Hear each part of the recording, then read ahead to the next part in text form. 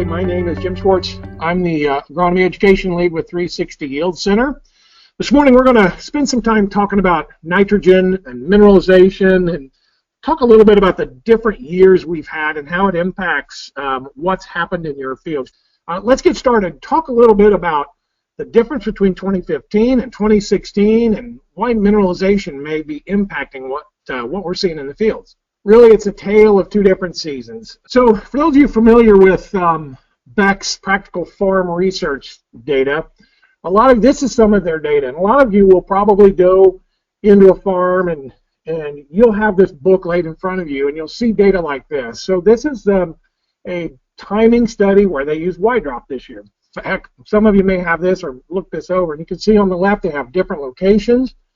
And then they have an inefficient hybrid and a high response hybrid, and same thing in the different trials. But as you look at the data, the bushel per acre, really nothing really strikes you. You see they have all side dress at V3, then side dress at V7, V10, and VT. And as you look at that data, you think, man, there's really not a lot of difference. Some locations it's different, but the truth of the matter is it looks pretty flat. When you have conversations, when you see data like this, how do you make sense out of it, and how do you have a good conversation with folks to understand what am I seeing? Why would data be like this when I know Y-drop works? We saw it last year. So let's talk about that a little bit. Here's really, by the way, a summary. Again, when they put all that 4-year average data together, you can see it. For hybrid data average together, you can see it just doesn't really jump out at you to make a lot of sense. So let's dig in a little bit. Really, what a difference a year makes. If you look at 2015, this is a picture I took here in central, I think this was actually in west central Ohio. But as you can see, and if you remember or care not to, likely, we obviously had a very different growing season in 2015 than if you go like in the western Corn Belt. You can see that's what it looked like in the upper Midwest last year in 2015. Well, this year, we almost had the inverse, right? This is actually a picture I took also here in 2016, not far from my house, and you can see no nitrogen loss, deep green color, really good growing conditions. So how do those different years impact what went on in our fields, and what can we learn from those two different years? Well, depending on where you were, you either experienced extreme rainfall and high nitrogen loss, or you experienced exceptional mineralization and little to no nitrogen loss. And this year, where I live, it was number 2. Now, if you were in the upper Midwest, maybe out in northwest Iowa, some areas out there, maybe you experienced number 1, or in 2015, maybe it was the inverse. But there were big differences between the years, and I want to discuss a little bit this concept of mineralization and how it might impact what's going on in your fields and some of the decisions we might make moving forward. So what is mineralization? When we talk about it, we hear the word, but what is it? Well, truthfully, mineralization is simply the burning of organic matter that's contained in the soil. And when you burn something, it's gone, right? But organic matter is made up of plant and animal residues as well as microbes, and all these compounds, they decompose over time. And as part of its structure, right, the plant and animal residues, they have nutrients locked in them. So when that organic matter is oxidized or burned, it releases those nutrients into the soil. So that really is what mineralization is. And the process of mineralization, it's a biological process. So it's dependent on a number of environmental factors that will drive it faster, slower, or not much at all. Not much may happen. So let's discuss a few of the environmental factors that can drive that biological process that we call mineralization. So one is temperature, right? Warmer temperatures will drive mineralization quicker. Cold temperatures will slow it down. There's actually some new data and some new research I saw, not too long ago, that it was even from Canada and northern United States that showed that temperature swings may help drive. In other words, warm then cooler, which kind of makes sense. But warm temperatures will drive mineralization quicker. The other thing is oxygen is also needed to mineralize, to burn things, right?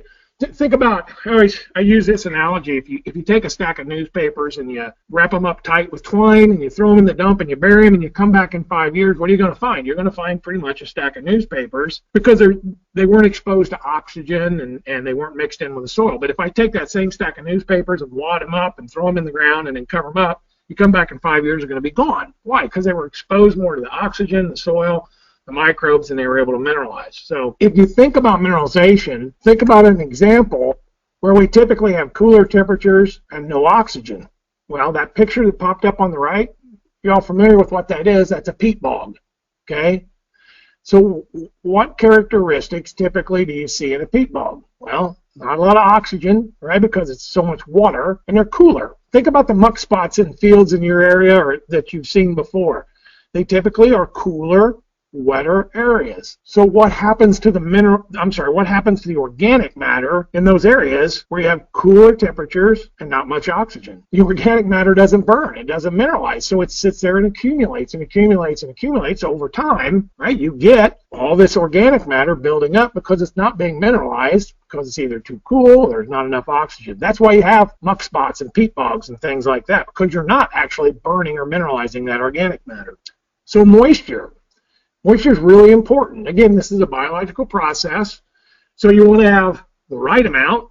If it's really, really dry, microbes aren't going to like that, and you're not going to have as much mineralization. Or if it's way too wet, right? When you think about peat bog, right? If it's way too wet, too much moisture drives the oxygen out. Remember, your soil has about 25% of the pore space should be occupied by air, but when you have too much moisture, you drive that air out. Microbes aren't going to be as active, and so you slow down mineralization. So kind of like Goldilocks, right?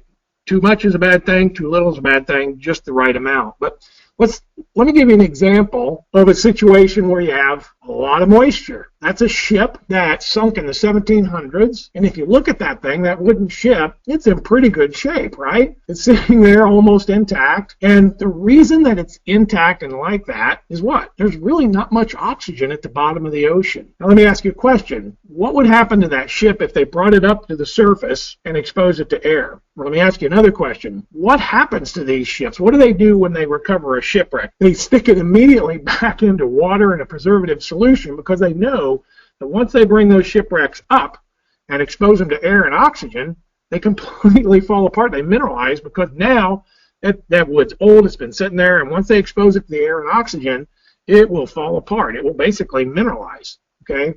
So it's a good example of moisture and the relationship between moisture and oxygen. Too much moisture, not enough oxygen. So pH is a little less well defined, but we're pretty sure that proper pH drives microbial activity or lack thereof. So one thing we can know is we've conducted studies where we had soils that were out of whack with too acid or too alkaline. They've taken acid soils and limed them, and then they measure the carbon burst in those soils, and there was a dramatic increase in carbon dioxide emissions after liming an acid soil. So it's probably fairly intuitive that once we fix the pH levels and get them right, we will drive mineralization faster. If you have really out of whack pHs, you're probably going to drive mineralization more slowly. Then also things that we do, cultural factors that we employ can certainly impact mineralization. For instance, if we have a compaction layer or even a density layer that we don't allow moisture to move through our soils, if there's something we're doing to keep our soils cooler or wetter, things like that, that can also impact the amount of mineralization that goes on in our soils. Maybe, for instance, we use a coulter and we slice open the soil and it cracks open and it dries out the soil. Well, that can limit mineralization as well. So if you think about, I like this slide, if you think about a region in the United States that has both high rainfall and high temperatures, or think about a place in the world, right? Central America, that's actually where this picture is. Think about what do we traditionally see for organic matter levels in these soils, where it's warm and wet. Think about the southeastern United States, right? It's warm, it's wet, pretty much year-round. Think about Central America, where this picture is taken. It's warm and it's wet year-round. What's happening in those soils? We're driving mineralization all the time, right? So as a result, we burn more organic matter, and as a result, we have less organic matter in those soils. They're also older soils. They've been oxidized over time more, but where you have warmer, wetter conditions, you typically will see, more mineralized, more oxidized soils that have lower organic matter. This is a great picture that kind of illustrates that. Okay, this is an eye chart, but bear with me because this was really kind of the aha moment I had this year. And here's a story I want to tell. I was thinking about why, as I was out soil scanning, I was pulling cores, I was finding numbers that weren't making sense to me. I was like, how can there be that much nitrogen in the soil? In fact, I was finding examples where during that rapid uptake phase where corn's taking up 7 to 10 pounds a day of nitrogen, I was taking samples where the soil nitrogen levels were actually increasing during that time. I'm like, what the heck is going on? It's not making sense. And then I kind of had an aha moment. And here was my aha moment. When we talk, over the years, you've heard me and other people say, well, for every percent organic matter in your soil, you should be able to mineralize, 15 to 25 pounds of nitrogen in a good year, right? And that's true. Except that when I started thinking about where did that number come from, what was the base of that number, it dawned on me that that's really a volumetric number. And so I started thinking about it and going backwards, going, wait a minute, it is a volumetric number, and we need to examine that to think it through a little bit. So that's what these numbers are. I went back and just started writing it down. And here's what I want you to think about. Here, when I say volumetric number, that means that's an 1 acre furrow slice, okay, is 6.7 inches, okay? And here's when I say that volumetric number, I want you to understand where it comes from, okay? An acre furrow slice is 6.7 inches, and that is 2 million pounds of soil. Now, we know that organic matter is about 5% nitrogen, so file that away, and I'll get back to that. But if an acre furrow slice weighs 2 million pounds, 1% organic matter, see that third bullet there, would weigh about 20,000 pounds. 1% of 2 million is 20,000 pounds. So every percent of organic matter in 1 acre furrow slice weighs about 20,000 pounds. Okay, if organic matter is 5% nitrogen, then 20,000 pounds times 5% means that 1% of organic matter contains within its structure about 1,000 pounds of nitrogen. Okay, so if you have 3% organic matter soils, they have within the organic matter held in those plant and animal residues about 3,000 pounds of nitrogen. We mineralize in any one given year, and it can be higher or lower, but we mineralize around 1 to 3% of that organic matter. All right. So let me give you an example. Let's say we have a standard year and we mineralize 2% of that organic matter. Okay. See the 2% there? So working off 1% organic matter. Remember, 1% weighs 20,000 pounds. 5% of that is nitrogen, so it's 1,000 pounds of nitrogen. So go to the 6 bullet down.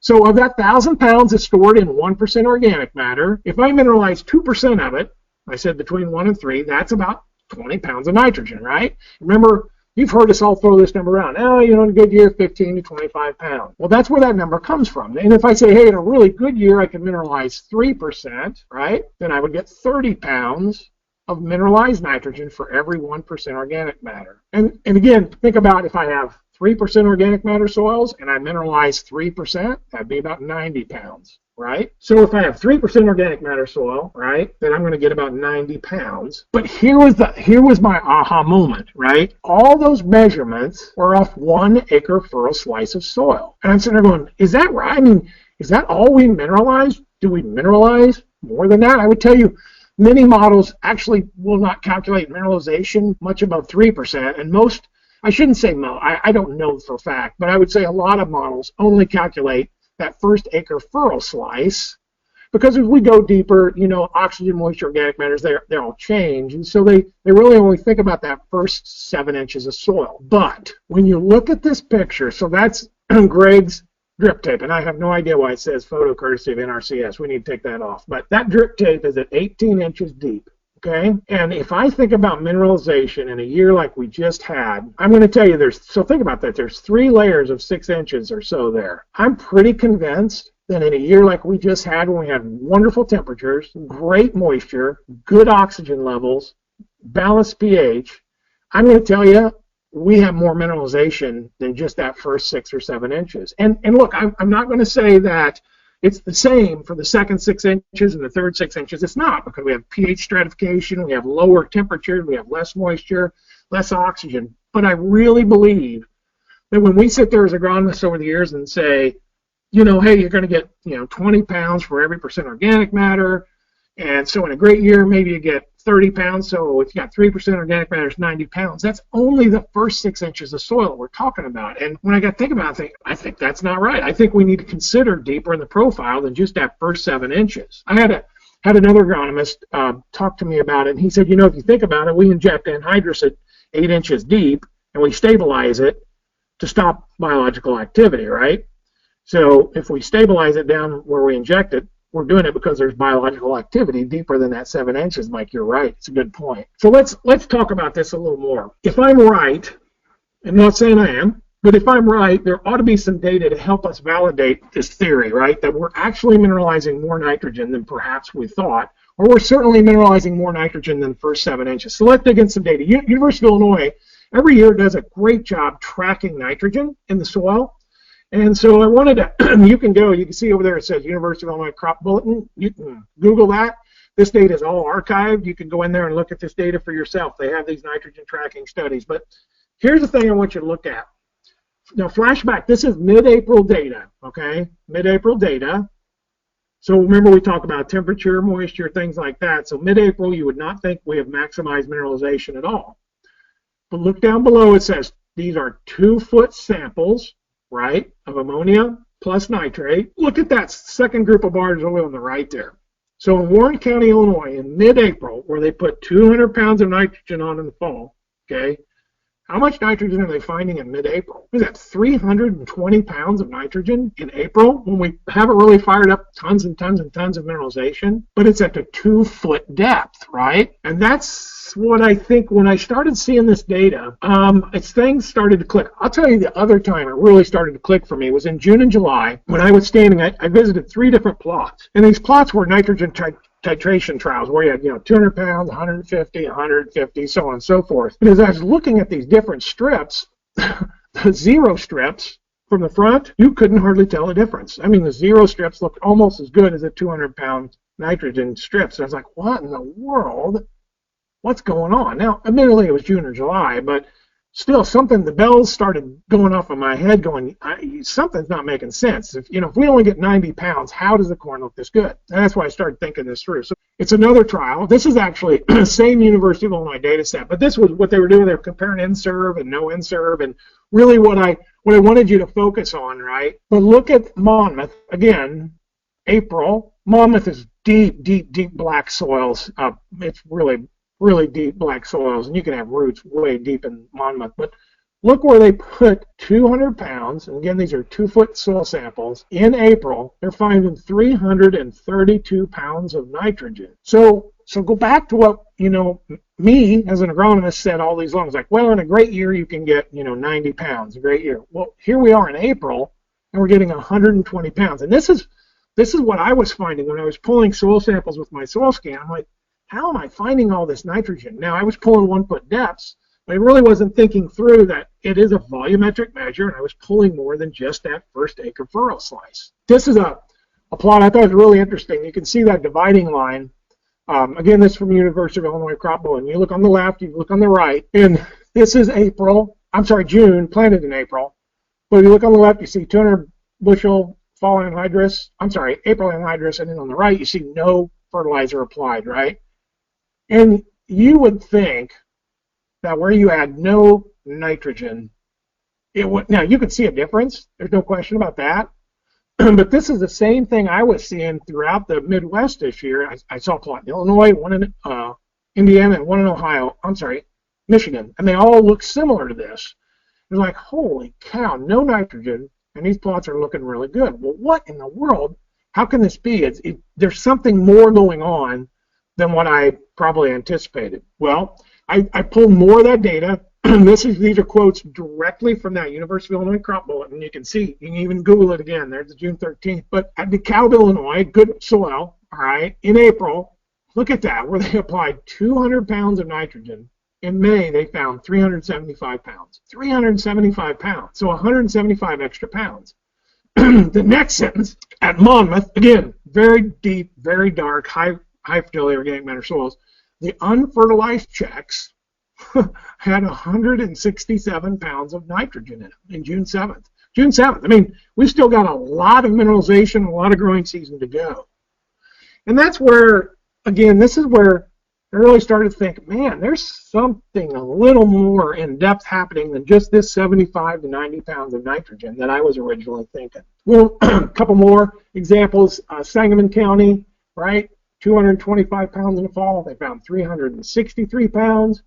And in Champaign County, where they put 190 pounds on in the fall, they found 279 pounds of nitrogen. So you can see there's more than just that, what me as an agronomist and others would say, more than that 75 to 90 pounds per percent organic matter, I'm sorry, 3% organic matter soils in a great year. Something else is going on. And I think that something else is we are getting more mineralization in a year like this year, much deeper in the profile than normal. Again, good temperatures, good moisture, good oxygen, and we were experiencing more mineralization than perhaps we had seen in a while. But there's another part to the equation as well, and that's loss, right? It's okay to mineralize nitrogen, that's great, but then nitrogen can be lost, right? So I think the other part of the equation we have to think about as we compare these 2 years and we think about mineralization is the difference between the loss of nitrogen. So this year, where I live here in a lot of parts, we didn't experience these exceptional rainfall events like we did in 2015. Now, again, it may be flopped depending on where you live. The 2 years may be inverse. But I can tell you that was another big part of the equation. Let's look at some data. This is precipitation. This is June of 2015. June is typically a little wetter month, right? And I will tell you through the central corn belt, right? June was one of the wettest. This was near record. You see down the legend, it says record wettest is 121%. We were right there for the record wettest June ever. And so what that means is we didn't mineralize a lot because remember the ship in the ocean, right? There was not a lot of oxygen there. That 25% of your pore space that should be oxygen was displaced. But what nitrogen was there was flushed out of our system. That's the key. We lost a lot as well. Let's go look at July in 2015. Same thing. I mean, it's still, that's not exceptionally heavy rainfall, but it's still, if you look at Kentucky, Southern Indiana, there were parts there that had very, very heavy rainfall. Now, what about 2016? So it was a complete inverse for us in the Central Corn Belt, okay? That is not too much. That's, again, back to the Goldilocks thing. That's not too much, not too little, right around average.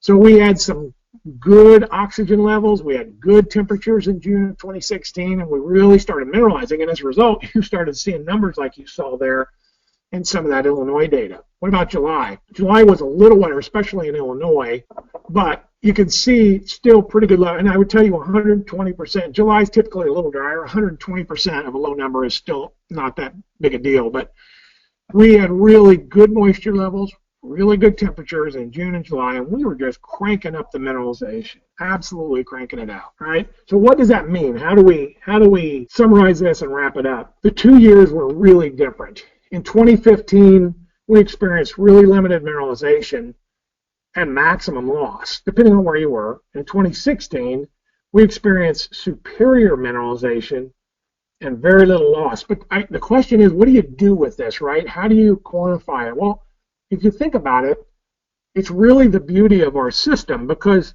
it allows, I'll tell you, I'm going to backtrack a little bit. In 2015, in order to grow a bushel of corn, we probably had to apply in some areas 1.4 to 1.6 pounds of nitrogen to get that bushel of corn. Because of the exceptional loss, we didn't have much mineralization. There's data this year from a lot of different farms, Greg's farm included, where he was able to grow a bushel of corn with 5 to 6 to 7/10 of a pound of nitrogen because he had superior mineralization and very little loss, and he reacted. I would tell you, we've done trials. We did a lot of work this year, and we were calling Greg and his farm team in June and going, hey, we're getting really good mineralization. We're pulling numbers and seeing data. You need to trim back, all right, on your second or third application and see what happens. And so he did, and he was cutting back 25, 30 pounds. Some cases he was cutting back more than that just to see, and we did not sacrifice any yield whatsoever. He was able to trim back his expenses because we had superior mineralization. So back to the what do you do with this thing? What do you do with this information? Here's what I do. I would file away in my head and say, okay, this is an example of a year when we have high mineralization. I've seen data, I've seen examples where in a year like 2016 we have very good mineralization. When I experience another year like this, I believe I'm going to start trying to learn from this, and I'm going to trim that second or third side dress application number back. Maybe it's 10 pounds. If that's all you're comfortable with, great. If it's 20 pounds or 30 pounds, if you live in central Illinois like Greg, you've seen his data. If you haven't, you should ask for it. But he trimmed it back 80 plus pounds and he didn't sacrifice any yield. Now again, I know that's not reality. I know we're not going to trim 80 pounds, we're just not. But what if we can trim 20 or 25 or 30 pounds back in a year like this and still not sacrifice yield. So that's my take home, right? Just understand that when we have years like this, maybe by waiting, by reading the environment, we can save on some input costs without sacrificing yield because we account for the mineralization that's going on in the field. I'm going to wrap up with a couple slides and just, I think, back to that BEX data, the practical farm research data. And this is why I think it's really interesting when you look at the two hybrids individually. Okay, this is corn after beans. You can't see the header up there, but this is a corn after bean rotation. And look at the high end response hybrid. Look at the difference between 150 pounds applied nitrogen and 250. This is a nitrogen titration trial. That's what you're seeing here. Okay, and interestingly enough, yes, the 225 was the right dollar amount there, but boy, if you look at the difference between 150 and 250 pounds of nitrogen, not a big difference, right? And that's the high response hybrid. Well, why would that be? Well, I think it's because nitrogen wasn't the limiting factor. So when you look at these titration trials like this and you see this, it makes you think, gosh, could I have trimmed my nitrogen back and not sacrificed any yield? Let's look at another data set. I think this one's even more interesting to look at. This is a corn after corn trial. Okay, same two hybrids, but I think it's fascinating when you look at this inefficient hybrid in a corn after corn trial. Look at the difference between 125 and 275 pounds of applied in. Nothing, right? And if you look, that dark green bar would tell you 150 pounds was the maximum return for that hybrid in a corn after corn rotation where we have to pay the carbon penalty, right? Isn't that fascinating? Even you can go down and look at the high response hybrid. 200 pounds was all it took. But in light of all that, this is, I think, to me, one of the most interesting slides. And that's the same data set, same trials. When you look at the difference between placement, okay, wide drop versus side dress. And by the way, I've got lots, you've probably seen a fair amount of data comparing wide drop to a side dress applicator. And this applicator gets it closer to the middle of the row. But we see this repeated over and over again where we're getting about a 5 to 6 bushel bump from the placement. Now keep in mind, this is in a year where we really saw no response to rate, but there was still a benefit to placement. I personally think a lot of that has to do with getting that nitrogen right over the root system. It's more efficient. We're also placing more ammonium nutrition right over that root mass, and so I think we're being more effective within the corn plant. I think what we're seeing is, remember I've talked about in the past how that corn plant has to convert nitrate to ammonium once it takes up the nitrate, and that requires energy. Well, what if in that root ball we're placing more ammonium nutrition that's more efficient? I think, because keep in mind, 28% is eventually 75% ammonium. What if by placing more ammonium nutrition in that root ball, we're helping that plant be more efficient? I wonder if that's what we're starting to see here when I look at this placement data in a year where we saw no response. Well, I shouldn't say no response. We saw limited response to rate, right? That's why I think it's really interesting. So let me wrap it up. If you think about, I have a lot of guys who have asked me, you know, and I had a lot of comments like last year when we had all that rain and it took so much additional nitrogen. Hey, boy, 2015 was a great year for wide drop. And it was, but the truth of the matter is 2015 was a great year for supplemental nitrogen, period. Right? I mean, we needed in, if you flew on urea, whatever you did, it paid. Now, wide drop was a better system, more effective, but 2016 is also a really good year for wide drop, and here's why.